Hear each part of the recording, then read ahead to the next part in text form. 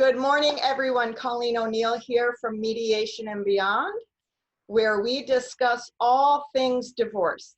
I have the good fortune of having my friend and colleague Sylvia Guinan here today.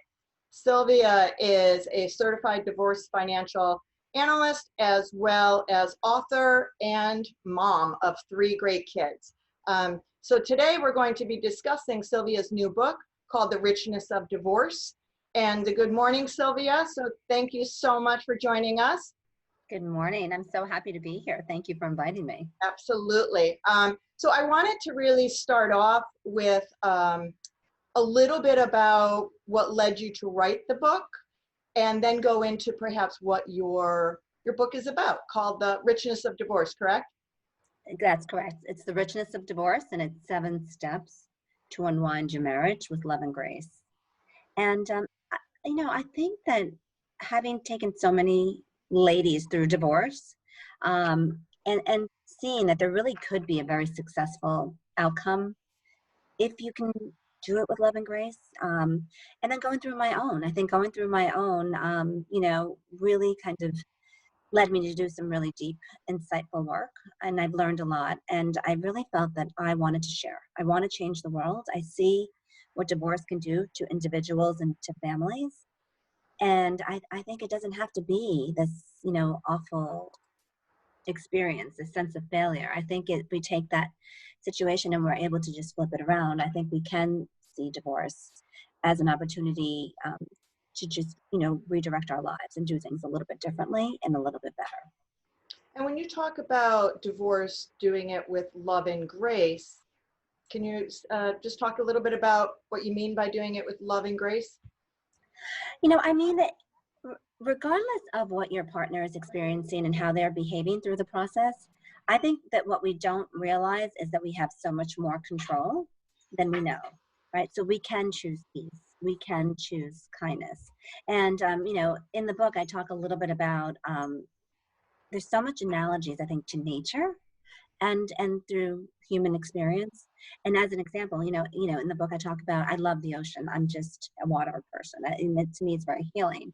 But, if you observe the ocean and you observe nature and what's going on, right? If you're going out for a swim and you're just going to be allowing yourself to be susceptible to the weather, if it's a stormy day, you're going to have a rough, time out there. If it's a beautiful day, you'll have a calm swim, but you're not in control. It's not until you decide to dive deep, and that's when you find the calmness and the peace. And the same thing, I think, as you're going through these transitions, right? I mean, if you will let somebody else's mood affect you, you're not going to be in control. You're going to really feel very, very out of control. But you really, I think, can do the work. You can get deep, and you can actually really control how you navigate through the process. And I think that, not only do you win, I think your partner, will benefit. And I think most importantly, the children benefit. Right. And so when you're talking about taking that deep dive, right, you're talking about taking that deep dive within. Within, correct. Okay. Correct. So let's talk a little bit about, you said you went through your own divorce, and was it during your divorce that you decided to, like, I think I'll write a book about this, or was it much after? Like, where were you at in making that decision to write a book? I think it was shortly thereafter. I think, probably, I did need some time to kind of, regain ground. I mean, it really is, and I think that what we don't realize, it's one of the, I think, most painful things that we go through. It's probably one of the top 3.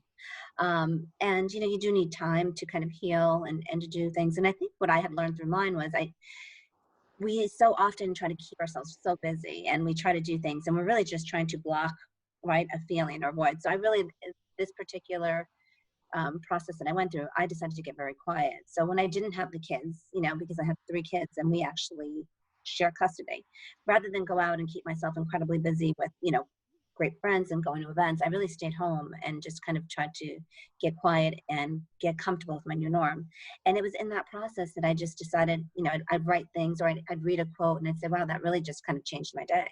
And then I just started writing. And then for a year, almost a year and a half, when I didn't have the kids, I would stay home and write and write and write. And, I go back and I read the book, and some of it I'm like, wow, where did that come from? So I think it was a healing thing, but it was also a big desire to share and to hopefully make a positive impact on relationships. And so the impact you're trying to make, and then I want to get into the book a little, but the impact you're trying to make when you're saying, you know, I want to change the world, you're talking about the world of divorce, and perhaps in changing people's experience through divorce, that has a domino effect, right? That snowball effect where change yourself, change the world. That's exactly correct. I think that, you know, as a society, we have this kind of view of divorce and we say, oh, my marriage was a failure. Well, you know, I don't necessarily think that's true. Like, I think that if we can look at it from a different perspective and say maybe the marriage was a wonderful marriage for 15 years and it brought me wonderful gifts and it served really a great purpose. And then we just started to grow apart and we started to not choose each other any longer, or whatever the story is. But I think if we can become a little bit more truthful, there could be a little bit more love and kindness. And, you know, and I also have always felt like, why do we say because somebody died, you know, they died while they were married, or, you know, they had a successful marriage? Well, we don't know that, right? So, and I think that, you know, it's, to me, a lot of the controversy and the desire to hurt somebody comes from this feeling of, we had a failed marriage and I don't want to be blamed for it, right? So if I blame this other person and I show the world how terrible they were to me, then I'm innocent. And I don't think it has to be that way, you know. And I talk about it in the book, but, you know, when we were going through our process, I had said to my soon-to-be ex, and he was in, you know, in marketing and advertising, and I said, you know, we need our own PR story. We really just need our story, because we don't need to share this. And let me share what I'm going to say, and, you know, feel free to come up with yours. And we both kind of did, and we really felt that, you know, it was just, even our friends would say, oh my God, you know, we've never experienced anything like this. You know, they felt very comfortable. You know, there wasn't this desire, either one of us, to prove that the other one was wrong. Right? It just no longer served. You know, we just had to move on. So there was a time and a season, as I always believe doing the divorce work I do, like there's a time and a season for all things in our lives. Like even our children, there's a time and a season when they're babies. There's a time and a season when they're teenagers, time and a season for college, and then they move into adulthood. And it all changes and grows, and you enjoy and you change through each season of their change. And it's kind of like, I feel like that's kind of like that is what marriage is. Like there's a time and a season for different stages of the marriage. And in some instances, people stay together along that time and season. Some people drift apart and come back, and some people just drift apart and don't come back, but they don't have to not come back together in a way that isn't serving the family, because you're still a family no matter if the marriage changes. Like there's only one mama, there's only one daddy. Like, That's right? right. That's right. So can you give us a little insight now into, so it's called The Richness of Divorce, and there's steps to you know, exiting with loving grace and having loving grace in your life. Like, are there steps within the Richness of Divorce book? Right. And that's why, you know, yes, there are. And the subtitle, I really wanted to bring that out. So the subtitle of the book is 7 Steps to Unwind Your Marriage with Love and Grace. And, you know, each of those 7 steps I associate with one of the chakras. We have, you know, 7 chakras that run through our body. And, you know, I talk about, you know, what that chakra entails and how we could do some work to keep those chakras open, right? So that we can go through the process with as much clarity and strength as we can, right? Because when those chakras become blocked, you know, I think we will struggle a little bit more as we're transitioning. Can you share just what the 7, for those who don't know, like what are the 7 chakras, and how do you connect a little bit on each one with divorce? Oh yeah, no, absolutely. So, you know, so the first chakra is, you know, your crown chakra, and it's, you know, located at the top of your head, you know, and that one is really your intuition, right? So normally, you know, in enlightenment, you know, normally you would end when you arrive at your enlightenment. I actually start the book, and the title, you know, in the first chapter of the book is about finding your own truth. And to me, you know, whether you're deciding that you want to get divorced or whether this is thrust upon you and your partner, you're in a state of enlightenment, because everything is opening up and everything's changing. Mm-hmm. So that's kind of how I start the book, and then we move on to, you know, the third eye chakra, which is right here. And that's really kind of based on intuition. And, from my perspective, that's kind of like, okay, well, how did I get here? What did I know all along, right? Because I think a lot of times we quiet our voice, but we kind of know whether we're making the choice for a while that something may not be right, or whether, again, somebody is asking us to end the marriage. I think intuitively we kind of know. So it's really kind of connecting with that. And then I bring it down to, the third chakra, in the order that I wrote the book is, kind of your throat chakra. And I think particularly for women, that one tends to get blocked because we have such a hard time sometimes when we're navigating change to really speak our truth. Or it comes out in a way that's we don't get heard like we need to get heard, because it might come out, our voice might come out in a way that's can be frustrated, angry, and we're not really projecting what we really want to say in a way that others are able to receive it. And so I think, yeah, absolutely. And I think sometimes we're also, and again, that's why these chakras need to be working, because sometimes I think we're not even so comfortable with our own truth, right? So it's expressing the truth. But, I think so often our voices get quieted, right? And we start to second guess ourselves. And am I being dramatic? In the book, when, I talk about, like, we have, I think, you have your heart that's telling you one thing, and then you have your mind, which is very ego-based, telling you something else. So as I was trying to come to terms with deciding to move forward with, the transition out of the marriage, my head was, the ego was like, oh my God, really, is it that bad? You're really going to do this to your family? Are you sure? Will you ever be happy? All these things coming up. And then my heart was saying, oh my God, I just can't do this. There's something wrong. I'm not happy. I'm empty. And, not to digress too much, but, back to chapter 1, just finding your own truth. I could not come to terms with my decision. I actually signed up for 40 days of consecutive yoga, which we started, in January. And I remember I was at day 37, and that was my intention, was to kind of resolve this internal battle that I was having. And day 37, I'm like, oh my God, I only have 3 more days to go, and I cannot get to my truth. I mean, I don't know. I keep saying, I don't know. Should I stay? Should I not stay? And it was so interesting because, at the end of our, hour and 15-minute of hot yoga practice, she would have us sit in stillness. And this particular time, she started asking questions, and she said, oh, do you love yourself? And I was like, God, thank God. Yeah, at least I do. I love myself. I'm really good there. And, and I'm looking around the room and people are crying, like, so it was like really emotional. But then all of a sudden, the second voice that came out was like, well, if you love me, then why are you keeping me in this relationship? You're not happy. And then I started crying with everyone else in the room. And I finally did get to my truth. But it's hard. And, we all have friends. And I think we've all said it. Oh, I just don't know. We say, I just don't know. I wish I knew the answer. I don't know. But, the most interesting thing is, we do know the answer, right? It's just getting quiet and digging in deep.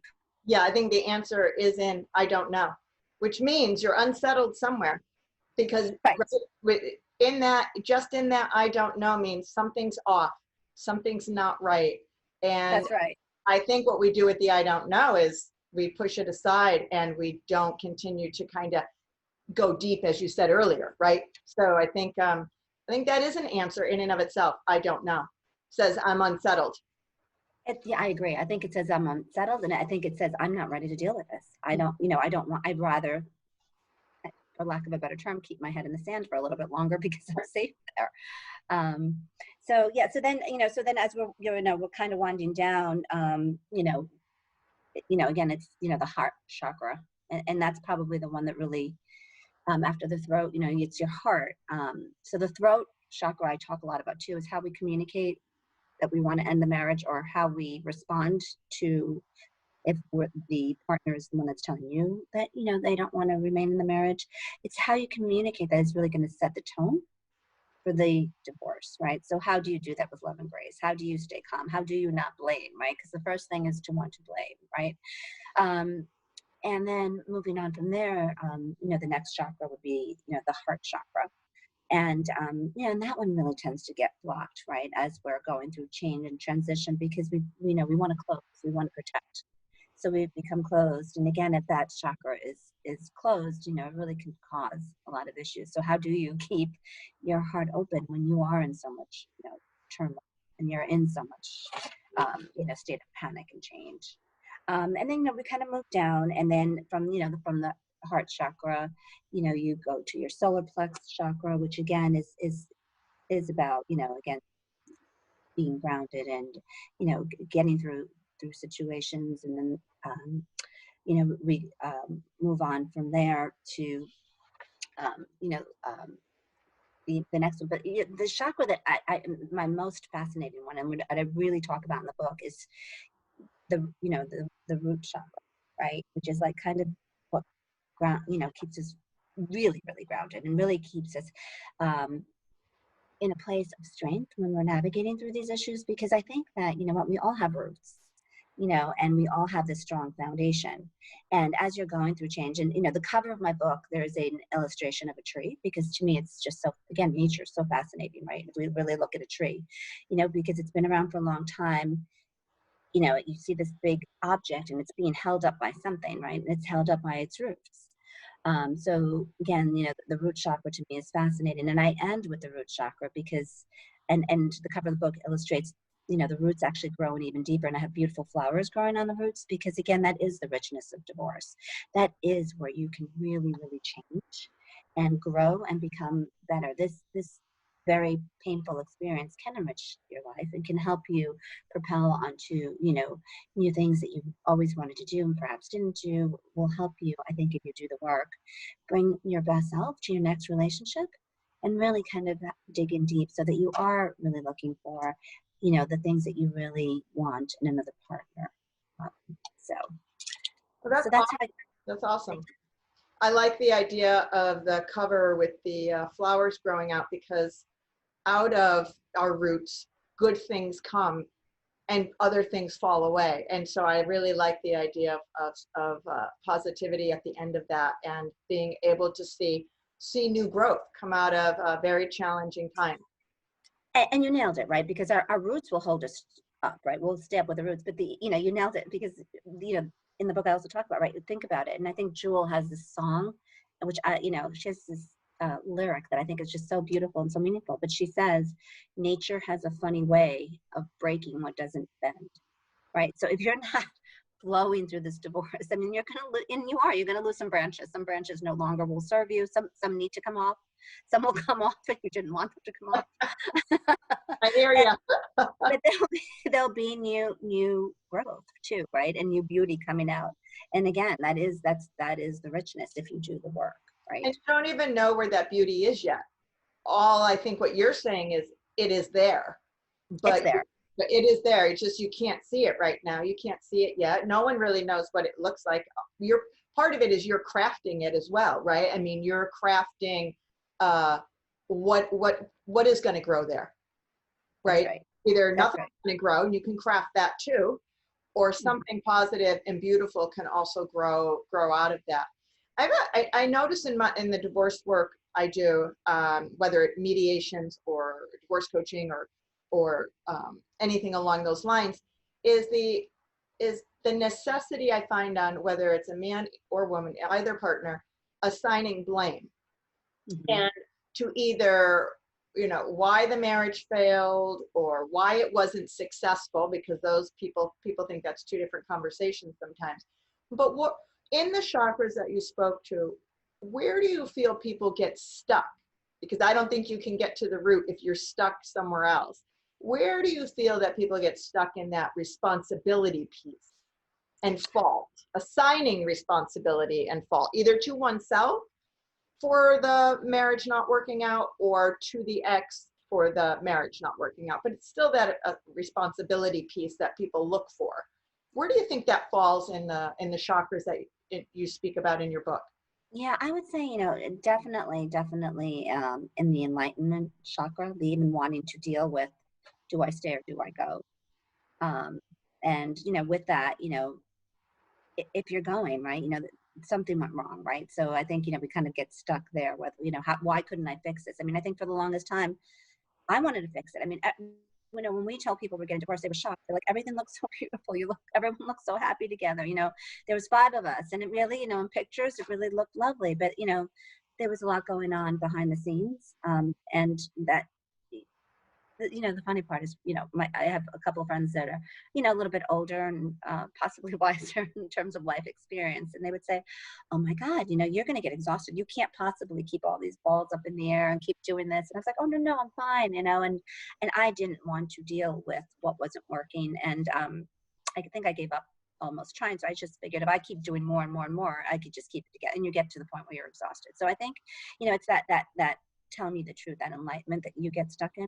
And then, you know, I think the solar plex one probably, you know, and I talk about children, the solar plex, because I can't tell you, you know, I think that part of this, it was your father's fault, it was your mother's fault, they did this, and it's so damaging, and it's in it, or it's, you know, you do this with your friends, you're telling your friends, you know, but listen, we all have our little inner circle that there's a couple that we truly are authentic and we share.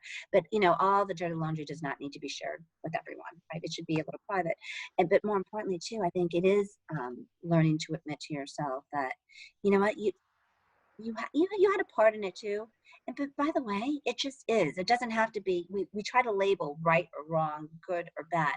You know, I mean, you know, I think if you can kind of like in yoga, you learn to flow and it just doesn't work. You know what I mean? Like, let go of the label. It just is, right? And particularly with the kids, I think everybody gets so afraid that they're going to lose their children, right? That they are so willing to say something negative or do, you know, about the spouse, or drop a little hint about maybe what led to the breakup. And to me, that is the most damaging thing that you can do. And I think the children truly are part of the two of you, and they don't want to hear anything negative about their parent. I mean, I have people that I've helped through divorce that are, you know, now in their 50s and 60s, and their adult children who I work with sometimes as well, will say, oh my God, I did not want to hear it. I just don't want to hear anything negative. Or, you know, or some of them will say, oh my God, you know, my mom was fabulous. She never said anything about my dad. I figured out, I formed my own opinions. So again, I think that that's kind of where we get stuck, because I think it's a fight or flight, right? We get so worried that we're going to lose someone, you know, our children, or, you know, our children that think we did something wrong. And they, you know, if they're adult issues, they don't have to be involved in any of those. And the last thing I want to say about that too is, and you alluded to this too, I you know, again, love and grace, and why do we get stuck, right? Because it's a lot of having to prove. And I think that when we have that anger, we have that venom, and we have to prove. I mean, you know, it's never the snake bite that kills you, it's that venom that you keep inside. So again, that's why I think it is so important to have the love and grace and let it go. Yeah, well, I think the longer you're looking to assign blame or stay mad at your partner for what, no matter what reason the marriage, you know, unwinded, that as long as if you're stuck in assigning blame, then you're not stuck in looking at yourself, because it's continuing to look outward instead of looking inward and coming to peace with yourself about your role in your own relationship, and it doesn't matter why it unraveled. The point is, it's not working. And if it's working for you, but it's not working for your partner, it's still not working. And I continually tell parents, I was just on a call the other day with a woman, really trying to explain to her that she's getting divorced, the children are not. They're not getting divorced from their mother. They're not getting divorced from their father. The couple is getting divorced. The marriage is ending, but that family unit is not. You only have one mom. You only have one dad. There's obviously there'll be other people in people's worlds to love upon your children or love upon yourself, and that's a good thing. But to sit in the assigning of blame in divorce really just halts you in your own work. And that's why I was curious earlier, when you go back to having to assign that, what I'm hearing from you in your book and what you're saying is that really is at the outset. So you never can get to the root. Right. So if you're stuck up in the head piece, right, you can't ever get to the root and really watch what can bloom from your experience, because you're so stuck here. So your voice, your real voice never really comes out. Your heart space doesn't get to open up. And certainly you're not going to be rooted in anything that's new and positive. That's you absolutely right. you put that beautifully. You're I right. know that's so I'm so excited to read Richness of Divorce. Is it going to be found on Amazon? Are you self-publishing? Can you share where people can find it? Oh, absolutely. So it will be available on Amazon. And right now, the target date to launch is July 27th is the date. So we're really excited to launch that. So if you go onto Amazon, it'll be there. And if you Google me too, I have a website that will be up probably in the next week or two. And Is there it's a name just, for that website, Sylvia? yeah, so it's just SylviaGuinan.com. Okay. All right. And that'll have a link to the book as well as some other interesting things to read about. I'm going to be aligning with some other healers, so there will hopefully be links to oils that I think will be able to help you as you're transitioning, and that would kind of relate to the different chakras and where you might need opening, and perhaps even some precious minerals and some stones, so that as you're going through it, a lot of times, stones and minerals, I mean, they do help us heal. And in each of the different chapters of the book, each chapter starts, so the cover has this beautiful, picture of this tree blooming that on the inside, each chapter has like kind of the stick figure of the tree as it was being developed, and it will have like the head, it might be enlightenment, and then all words that kind of pertain to that particular chakra, and then beneath that it really describes, in a summary, the name of the chakra, the stones that you can use to heal, scents, colors, and so it gives you kind of a little fast forward as to what you can be working on and or working with to navigate through that particular chakra or through that chapter. Oh, that's awesome. And I think that's really a great alignment, because you can get stuck and not know what to do. And some oils, minerals, Reiki, like all of that can kind of help move us and help us get unstuck. So it's not just our own thought process. Okay, how do I change that? What do I do? Actually aligning it with necessary tools to be able to get to different chakras as you move towards your root. That's fantastic. That's really good. And I also want to say Sylvia will be on, I host a show every Tuesday on the Shared Parenting Council of Connecticut. And you can find it on my Mediation and Beyond Facebook page, where Sylvia will be speaking with us again on this coming Tuesday. It goes from 8 p.m. to 8:30 p.m., where she'll share a little and we'll have a question and answer period. So anybody that you think might enjoy listening to her speak again, or where you want to ask her some questions, please join us over there. Again, you can find it on mediationandbeyond.com. You'll see it posted already on my Facebook page. And so, Sylvia, I'll look forward to speaking with you on Tuesday as well. And anybody that needs to get in touch with her, again, it's Sylvia Guinan. Is it sylviaguinan.com? SylviaGuinan.com. Okay. Correct. And that will be up kind of in July? Or is that already up? That'll be up hopefully within the next week. Okay.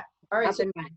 All right. Well, keep that in mind, everyone. Sylvia, thank you so much for coming on and really sharing something so necessary, especially after the virus and everything everybody's gone through. I know the statistics show that people are really rethinking their relationships right now after quarantining together and spending so much time, kind of, I think, taking a little time to go inward. A lot of people that I have heard from. So I think this is a perfect timing. People need this to kind of get honest and quiet with themselves and making these really life-changing decisions. But it, again, doesn't have to be a negative life-changing decision. It can actually be something for the positive, as you've experienced. Absolutely. And I agree with you. I think during these crazy times, and I call it the moment of truth, I think, COVID-19 will be the moment of truth for, a lot of relationships, but it is a really good opportunity to get quiet and to do the work. So I'm hoping that, it was interesting too, the woman that I had worked with along the book, and I mean, she was happily married and she read the book and she actually said, I'm happily married, I'm planning on staying married, but she said, each of the different chapters and the insight on the chakras and steps, she said, we could apply these 7 steps to a lot of different things in our lives. Right. They don't have to just be through divorce. I think it's kind of any transition that you can find yourself in. Those chakras are part of us, whether you're getting divorced or not. That's right. And so you can transition in any phase that you're going through with loving grace. That's right. Right, that's the key. So, well, thank you so much. Thank you. And I'll look forward to seeing you on Tuesday, and I am sure we will be hosting you again on our YouTube here. So thank you so much, Sylvia. Thanks everyone for joining. Please find Sylvia at sylviaguinan.com. Please also look up mediationandbeyond.com and see what we're up to, and look forward to seeing everyone again. Thanks so much. Bye. Bye-bye.